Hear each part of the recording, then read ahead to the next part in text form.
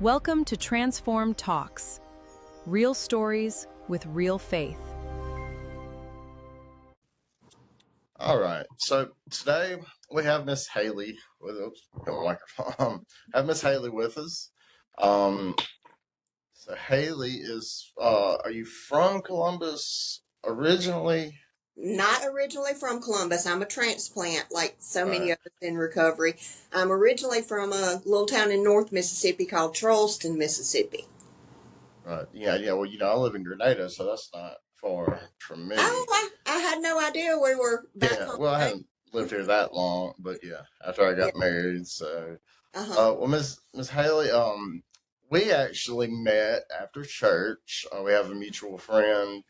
And you came to lunch with us, and I got to Right. meet you. But at that time, I had no idea your story or much about you at all. And then over time, just because we know a lot of the same people, and I've heard more and more about you, I've Mm-hmm. found out, how remarkable your story is, and I feel like it would be great to have you on for you to share that. So, what I would like for you to do, if you don't mind, is just kind of give a rundown of your story. Well, Um, thank you so from much for inviting me and for giving me the opportunity to come here and share with y'all. Absolutely.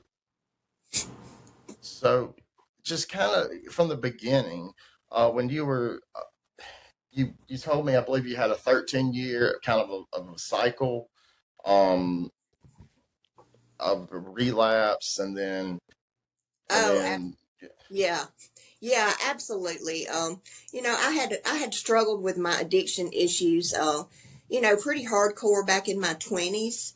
And I got sober when I was 30 years old. It wasn't through AA, it was through a little program called MDOC, okay, yeah, which which is which can be just as effective. which is a little different, but for me it was highly effective. And I had about 9.5 years of sobriety, and in 20 the end of 2010 or the first of 2011, what I had happened was I had a work injury.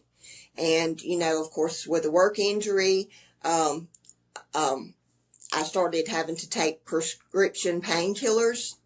And of course, then I didn't have an AA background, and I didn't know the danger of taking prescription painkillers at the time. And so I really didn't see a problem with that, but it did not take long at all for it to get to be a really big problem. That was 2011. I started on the pills, and then of course it wasn't long before I started taking them with whiskey, to kind of help knock the edge off. And I had never really considered myself an alcoholic, and that's when I feel like I actually became probably, a hardcore alcoholic was during that time in my life. It wasn't long after that I started back, using crystal meth. Um, and it was just within 9 months, it was just a full blown problem. Um, it was more than I could control. I did immediately start trying to get help, but like I said, I talked to you about the 13 years, and for 13 years, it wasn't until January 18th of 2024 that I was able to string any kind of sober time together. In that 13 years, I went to more than a handful of treatment centers. I was in and out of behavioral health. I would be in there 7 to 9 days. That would kind of get me off of the substances. But within just a few days, I was using again. In 2020, I made my way to Columbus, and I did the 90-day recovery house program, and I was Where'd you able say that was at? recovery house Okay. recovery house program is here in Columbus. Mhm. And I got done with that. I left there and I went home, and I was back within 30 days to do another 90-day program. From there, I went into sober living, and I was able to get about 10 and a half months sober back in 2020 and the first of 2021. And before I fell off again. But I was absolutely a textbook chronic relapser. I mean, I had come to the conclusion that, there was a possibility that I might really be that way for the rest of my life. Hmm. Right. Okay. And so you're also battling another battle. At this time, when were you made aware of the other battle you were fighting? Was it Okay. during this time or before? Um, when I came back in 2024, I came back through All right. the. All right. So you were also fighting another battle while you were fighting the addiction battle. You were diagnosed with cancer, Yeah, I correct? was. Okay. I sure was. All right.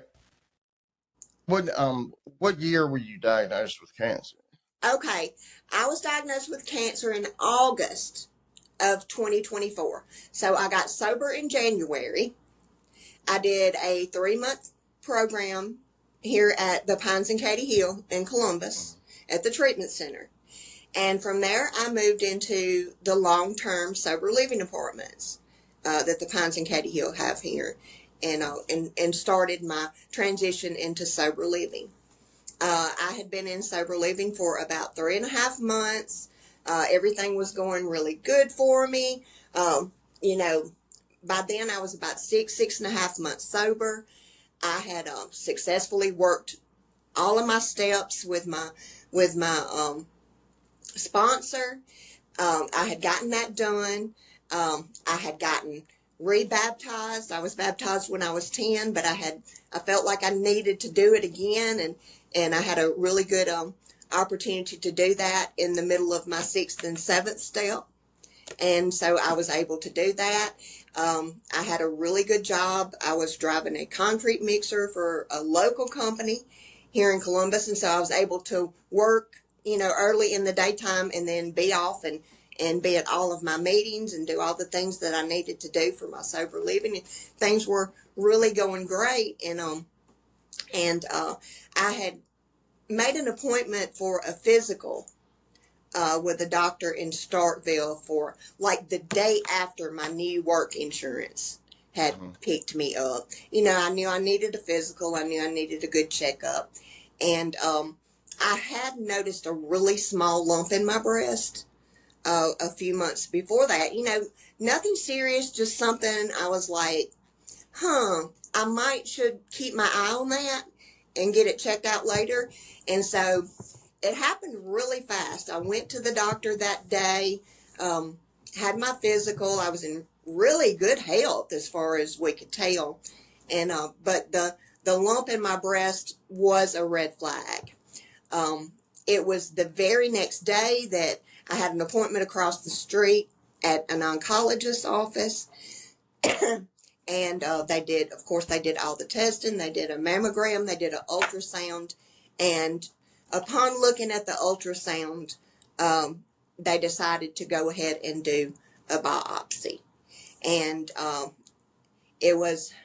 was probably on a Thursday, and Tuesday of the next week is when I got my diagnosis. I was diagnosed with something called triple negative breast cancer. And I remember when he told me what kind of cancer that I had, I remember 2 words, rare and aggressive. Rare and aggressive. And I was like, okay, so this is what we're going to do now. And so I did get the cancer diagnosis. It was not what I expected. Nothing, it was only the beginning of my recovery journey, not looking anything like what I thought it was going to look like. Right.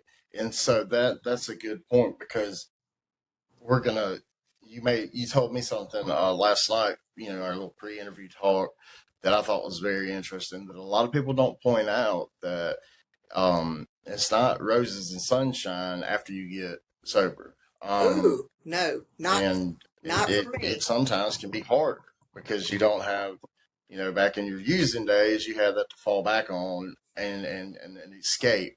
But now that you're sober, you found new escapes, but it can still be difficult. So I'm Right. just going to ask you a few questions, just starting back. I'm sorry, go ahead.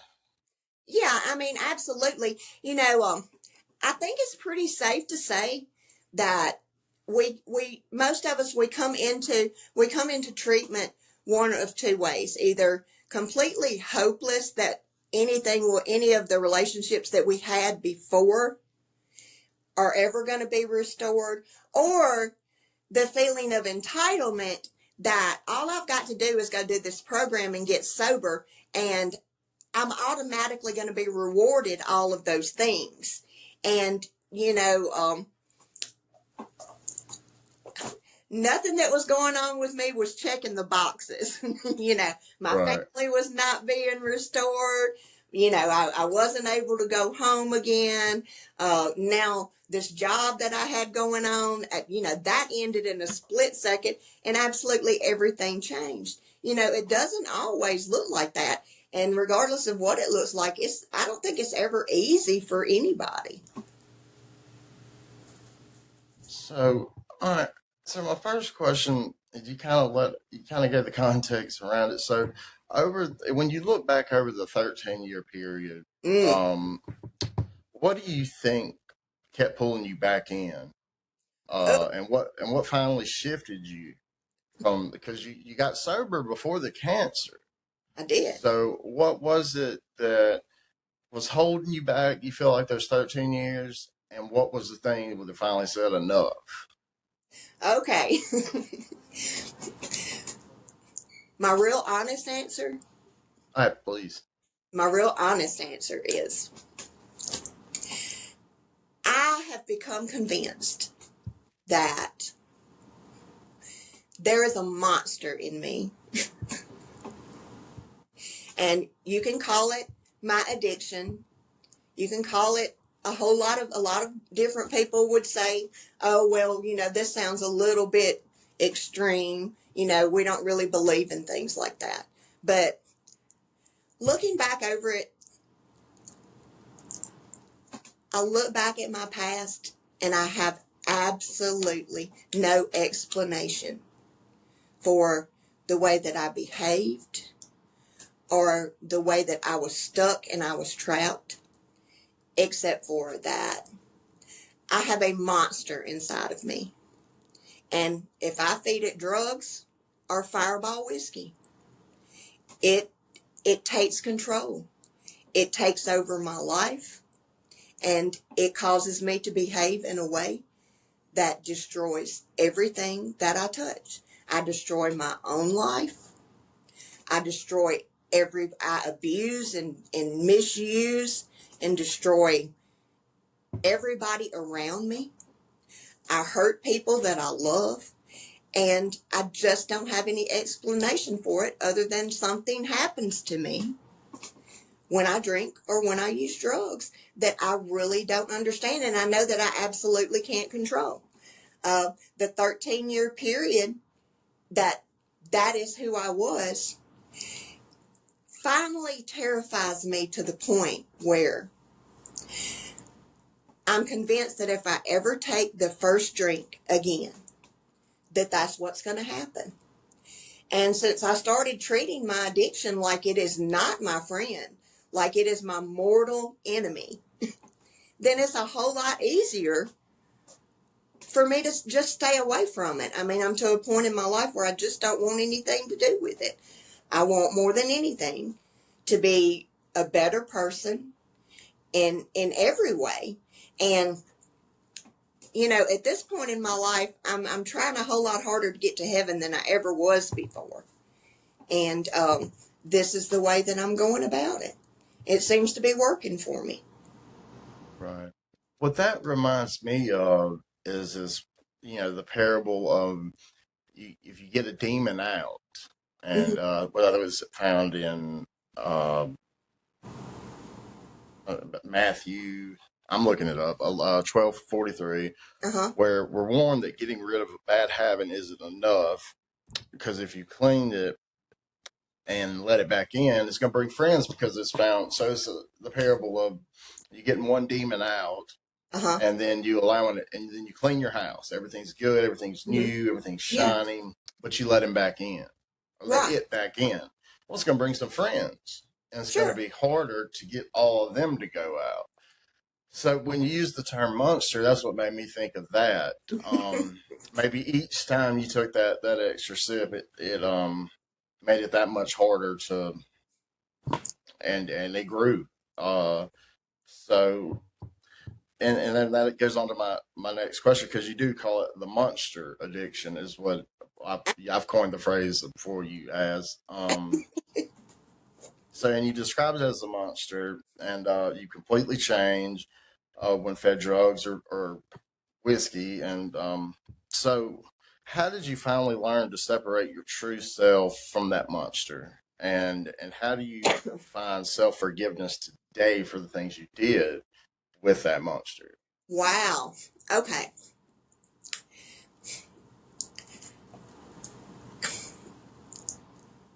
The way that I came to recognize it was more or less just an absolute spiritual experience Mm. where God revealed to me that I needed to be honest about who and what I was. And when I say that, Honest with who?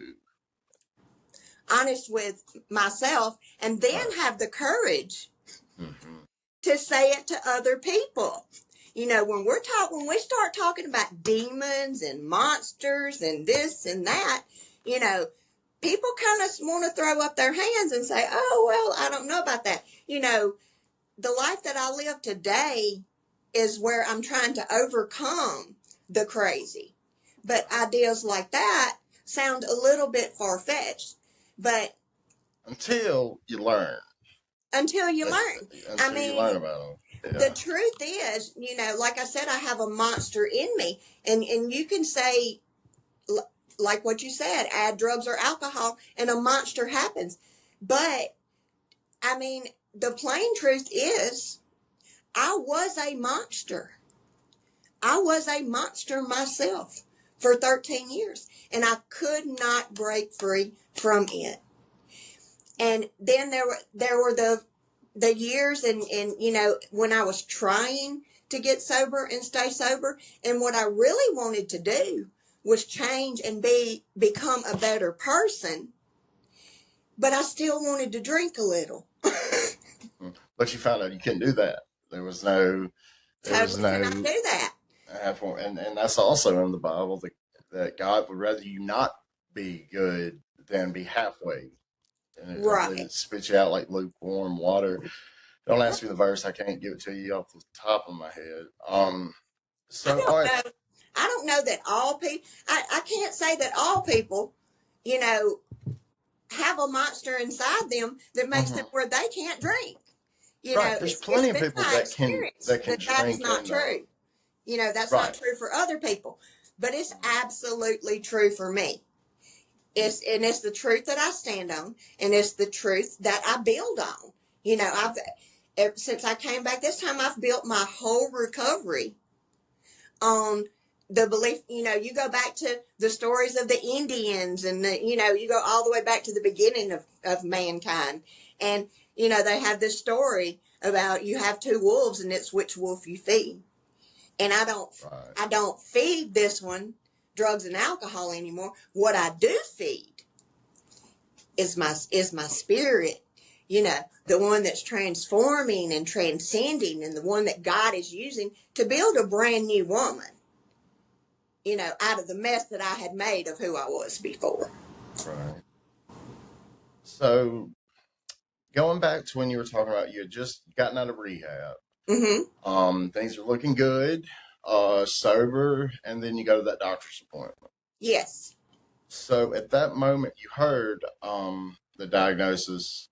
Mm-hmm. Um, how did you keep from throwing your hands up and saying, you know what? Are you kidding? Like how did you? Because me honestly, I told someone today that if I'm being honest, I'm nervous to interview you because I don't know that I have the strength you have.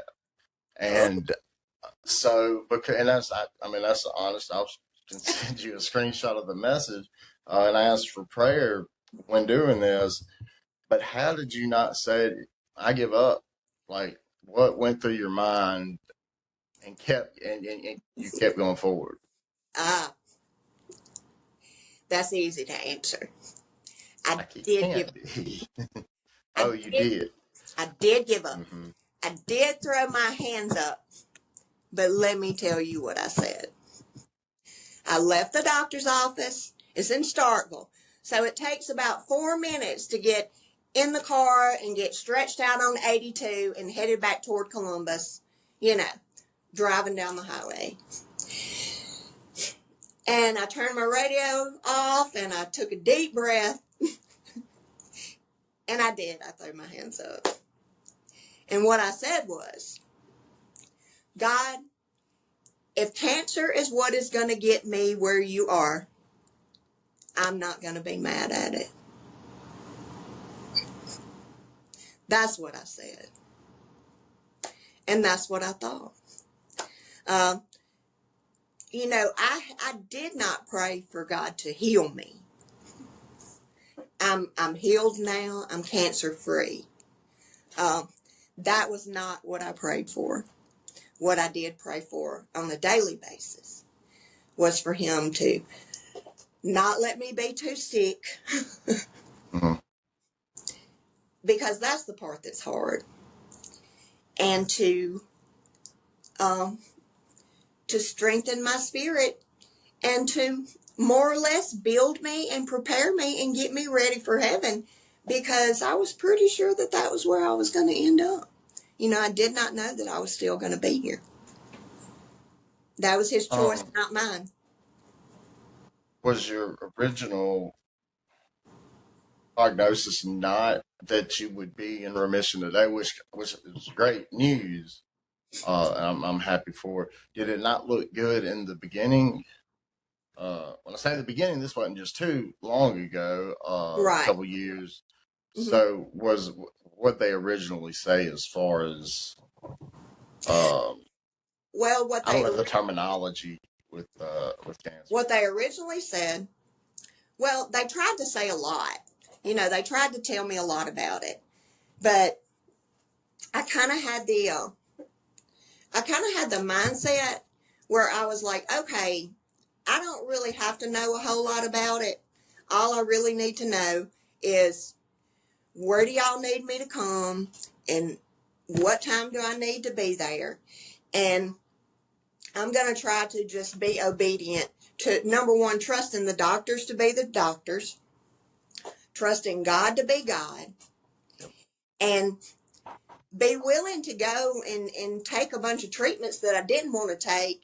I'd always said before, oh, if I get cancer, I might have surgery. And with it being with a breast, that was one of the first things that came into my mind is, oh, okay, well, we can just have surgery and remove it, and it won't be that big of a deal. I might have to have a couple of rounds of chemo, and that's kind of what I was hoping for. But what they told me was that it was not going to be that way because it was so rare and so aggressive. Um, it had already gone from, in like 3 months, it had gone from like the size of the tip of my finger to about the size of a golf ball, And you which said in is how long? in about 3 months' time.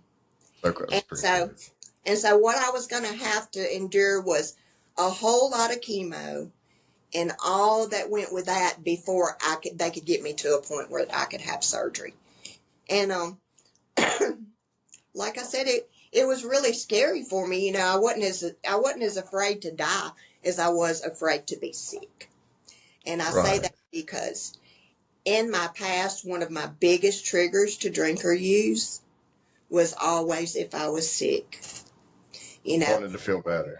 Right. Drugs and alcohol were medicine for me anytime that my health wasn't good.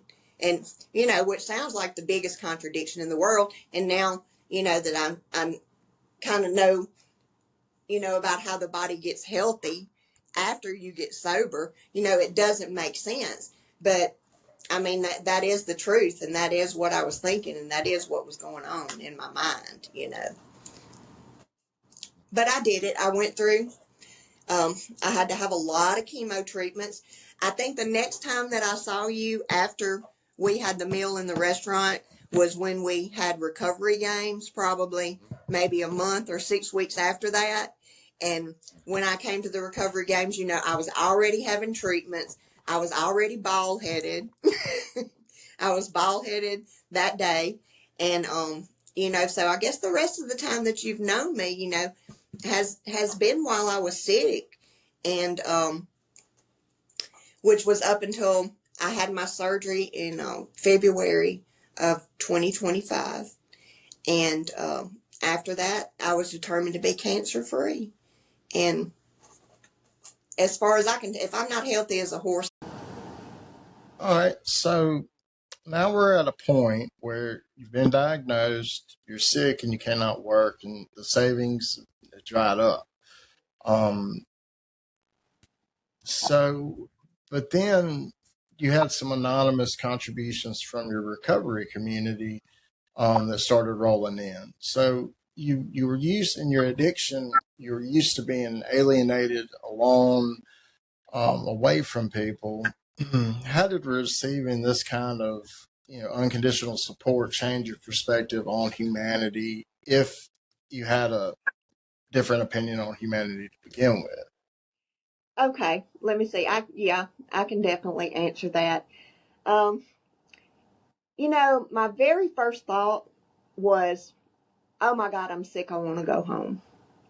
But realistically, home just wasn't an option for me anymore. By that, abused, neglected, rejected, embarrassed, and mistreated my family, to the point where, I mean, it just wasn't possible for me to ask to go home at that time. And, I felt kind of stuck, and it was so uncomfortable. I was like, oh my God, you know, um, how can I ask these strangers, to help me do anything, or how can I even expect? I didn't know what to expect at all. But Right. it just didn't take long. Like I said, I was in the sober living apartments, and my money started running short.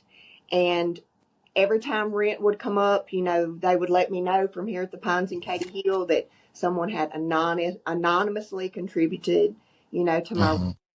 Mm-hmm. If I'm not mistaken, I think they even took up, money from here, the people that work here, the employees. Mm-hmm. Even Yeah. even paid my rent a couple of times. Look, every day that's who took me to chemo. Members of And the they would give you rides, and so absolute. so they kind of just took you under your. They really, when you say community, they really meant community. This wasn't. It's not a facade or anything. They really took you in as their own. Well, even y'all, even transformative living. I can't. Mm-hmm. How many times I got invited to go to speaker meetings. Mm-hmm. That every time I had something going on, people from transformative living would show up to support me at my thing. Mm-hmm. You know, Yeah. Ben was calling, Jack was calling me, Brian was calling me. They were all calling me once or twice a week, just to check in on me or texting me, because they weren't sure that I was even going to feel like answering the phone. You know, it was them. It was my AA group, my AA community. My chemo partner was Miss Cheryl, and she is a member of my AA home group, my happy hour group. And I actually met Cheryl back in 2020. She was the nurse. She was the resident nurse at recovery where I went to treatment the first year. Um, Mm-hmm. I wasn't even too sure that Cheryl liked me. Right. I was so shocked and surprised, when she offered to be my chemo partner. She's a retired nurse, and she showed up. She picked me up for every appointment. Um, she went and sat in there for endless hours, and visited with me and looked over me through all of those chemo appointments. My gosh, she didn't have to do that. Nobody had. Right. Um, everybody, I was in the sober living apartment, and, everybody in the apartments were full. You're talking about 16 or 18 people over there, and literally everybody that lived over there stuck their head in my door every afternoon. They brought me food. They took me out to eat. Um, when my hair started falling out in wads, you know, I don't know if you know it or not. It's really embarrassing to walk around with a shaved head. But for me, what was more embarrassing were the days after it started falling out. And and I remember I had a therapist appointment up at the Pines in Katy Hill on the day that it was really falling out. And it was falling out to the point where it was getting on everything. And it was really embarrassing for me riding in the vehicle with anybody and leaving my hair everywhere. Right. Done with my therapist appointment, and Haley, do you want us to just shake up here at the Pines in Katy Hill? And so everybody gathered here in the aftercare, you know, and and put a plastic garbage bag over me and broke out some clippers, and and this is where we shaved my head, and we did it together. Um, Everybody invited me everywhere that they went. They picked me up for meetings every day, even on my worst days when I was sickest. I still attended anywhere from 5 to 7 AA meetings a week. We went to Mm. church every week. I mean, I could really go on and on and on. Um, Right. So, but they really, I mean, they just stepped up in every way possible from the way you describe it, which is an amazing thing to have. They're great people over at the Pines and Katy Hill, right. in Columbus. They've helped a lot of people, even during treatment and their aftercare provisions that they have, like the apartments that you mentioned. Yeah. Um, so you said something, and it made a lot of sense when you were talking to me, but that sometimes people think once you get sober and you're sick, well, two of the different ones, like if you get sick, that magic wand's waved and those relationships are fixed because you're sick. Or if you get sober, you know, some people think everything's all back to normal when in fact, I know with sobriety, that's not the case. You have some builds, some bridges to rebuild. And it takes some time. So how do you find peace and accepting the relationships that may never be mended, if you have any? And you may not, but and how do you keep that pain from threatening your sobriety? Okay. I most definitely have relationships that are not mended. Of course, you know, when I got sober, I was like, okay, well, it would be nice if this was a deciding factor, but I knew I knew down, that wasn't going to change anything. There were some moments when I found out I was sick that, that I thought, okay, well, I'm sick. Surely this will make a difference. You know, Mhm. surely because, my children had gone no contact, and um, I really thought for a minute, my human mind and my manipulating mind, my alcoholic mind. Mhm. Your alcoholic mind really kind of wants to use that as a tool and be like, you know what? I'm sick now. Surely you should, change your mind, and surely you will forgive me, and surely you will take me back. And and that's just not the way that it happened for me. It's it's All just right. it's just part of a hard lesson, and the easiest thing to talk about. So I'll go on and I'll finish trying to answer your question. Mhm. The way that I accepted it, and the way that I accept it now, and the way that I deal with it, is I apply my 12 steps to all things that I'm powerless over. You know, being sick, being well, being drunk or being sober, um, being accepted or being rejected. um, being being alone, or being part of a community like the one I'm part of. You know, all of these things are things that I found out that I'm totally and completely powerless over. I don't try to Mm, control anything. Um, I took it back to basics, and sometimes you have to accept no as an answer, and it's just the answer that you've got to learn to live with. Um, right. Another thing, I talked to God about it, and I was like, oh, God, how do you expect me to get through this without my children? And God's way of getting me through it is He gave me other people's children to love. you know, Mm-hmm. He gave me other people's children to love. He gave Right. His other children to learn to be brothers and sisters in Christ with, and Right. I work my steps on it.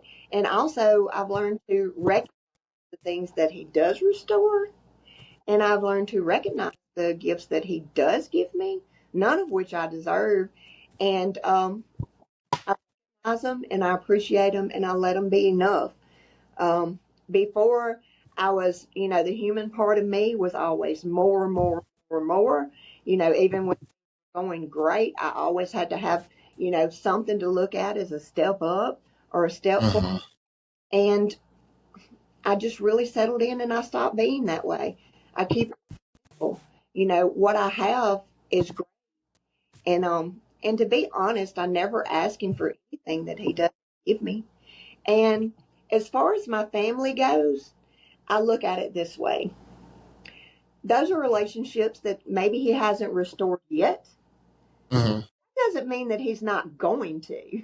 Well, absolutely. Yes. Yes. He's Um, not going to. Number one, if I learn to be obedient, if I focus on being obedient, even when I don't want to be, and if I will learn to wait and be patient, then it's so much easier for me to just settle into what's going and focus on what's going on today in my life. You know, Everything that I have going on is important. Uh, mhm. I mean, it's very important. It's also precious. Um, Most definitely. The people that were so good to me, um, in this community, and helped me so much, and are just they're my pillars. They're my solid constants in my recovery. I found out that they weren't helping me, being good to me because they had to. They were helping, Right. being good to me because they do God's work. You know, Right. And and their desire was to do good to you and for you. Absolutely. Somewhere along the way, if we're doing it right, God will give us a new heart. At least He has me. God's given me a new heart. He's given me a soft heart, and He's given me a Mm, heart. And the more that these people did for me, the more that I had a desire to want to be more like them. You know, mhm. not a doer, but a giver. And Right. those things are radically different. You know, Doers But and those. equally important, just as important as being the the opposite, I Right. believe, because you got to have both. So, I'm gonna ask one more serious question, as I'll call it, an interview question. But then I have a couple that I ask everyone, and I'm interested to hear. But you said something that I thought was pretty amazing about your prayer. You didn't pray for God to heal you. You only asked Him for the energy and physical strength to be of service each day. Absolutely. So, where did that level of spiritual surrender come from? And what is it like? You know, only ask Him for the energy. Um, and and and I'm so tripping over my words, but have you seen that? Um, well, I guess you've kind of seen both.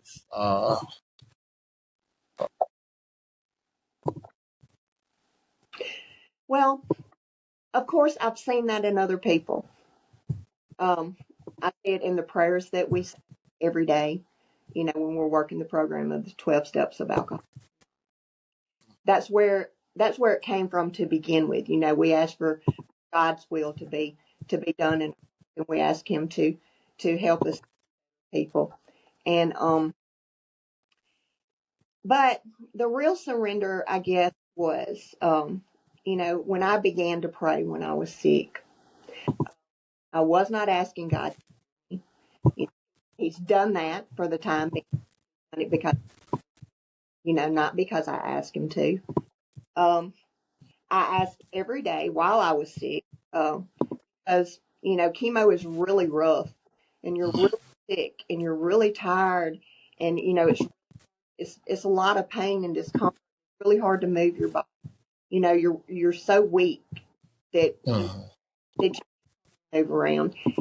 Started then, um, praying for God to strengthen me, to give me the energy every day to be productive, and to carry on and do His will in my life. Um, Right.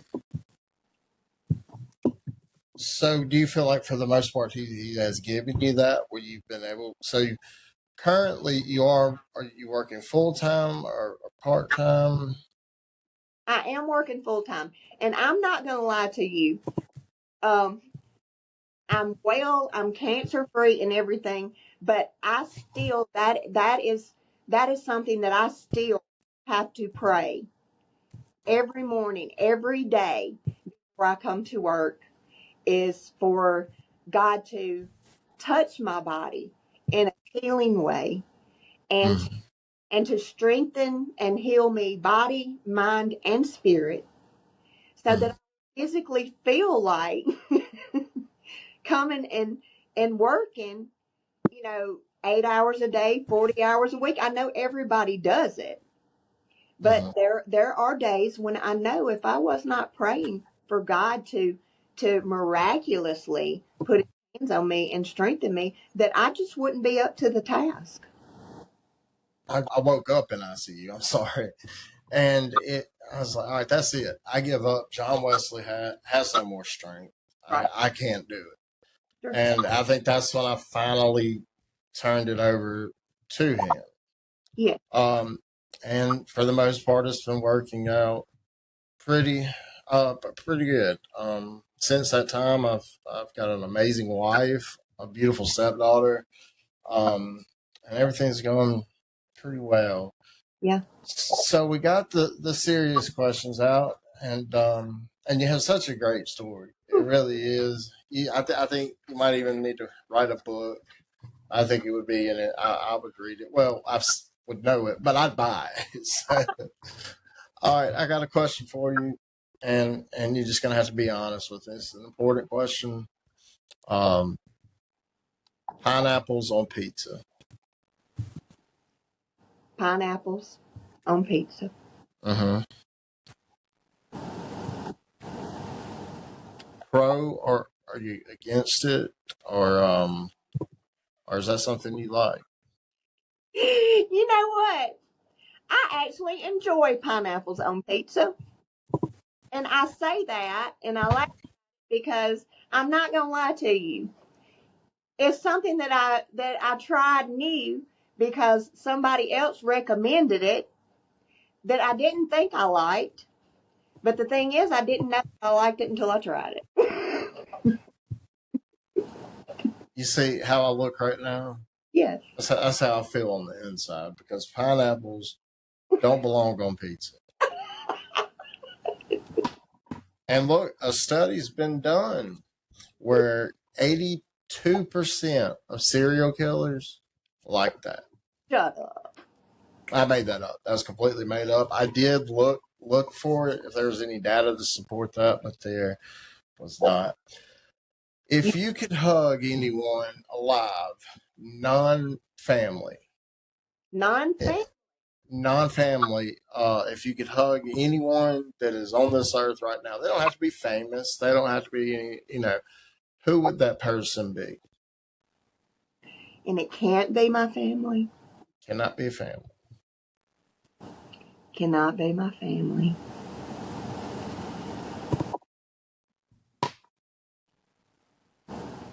It's a tough one. We can circle. I got one more. We can circle back to that one if you'd like. I'm gonna bite the bullet and I'm gonna say it. Do I know? I'm gonna bite the bullet and I'm gonna tell the truth. Okay. My children's dad. Okay. That's okay. All right. Now another question. Now this one I'm going to explain. So it's if you could have lunch with anyone. Now this can be someone that's deceased, and it also can be a time of their life they were in. So let's say you wanted to go have lunch with John Doe when John Doe was 20 years old. So, for example, somebody gave the answer, John, Jesus' disciple that he loved, but he wouldn't want to talk to him as a disciple. He would want to talk to him and later have lunch with him later in life, like when he was after he'd been to Patmos and wrote Revelation. So it can be, and it doesn't have to be biblical. So if you could have lunch with anyone, alive, dead, and whatever phase of their life, who would it be? Right now, today, the spot that I'm in, if I could with anybody, it would be Brian Duvard. Yep. And so it's interesting to bring that up. Brian is how you and I met, after church. Brian was a member of the Transformative Living Community, and he, unfortunately for us, he had was to be a heart attack Monday night and is no longer with us. He was with the Lord. I had seen him earlier that day, and I would. You never know when it's that last conversation, But but it's interesting you bring that up. With that being your choice, is because I'm gonna play a little video for Brian, and that's what we're going to end the episode on. And I appreciate you coming on. It was great. Your story is amazing. It really is, and it should be heard by a lot of people. I think a lot of people could get a lot of strength and encouragement from it. And that's why I wanted you on. Thank you. And I appreciate you coming on. Thank you so much for inviting me. It's absolutely an honor to be with. So, like I said, we're gonna I'm gonna play the video of Brian. It's just a few pictures and some music, and then we will end on that. Okay. I belong West Virginia, Mountain Mama, take me home, country roads. The views expressed on this show are not necessarily those of the hosts, producers, or our sponsors.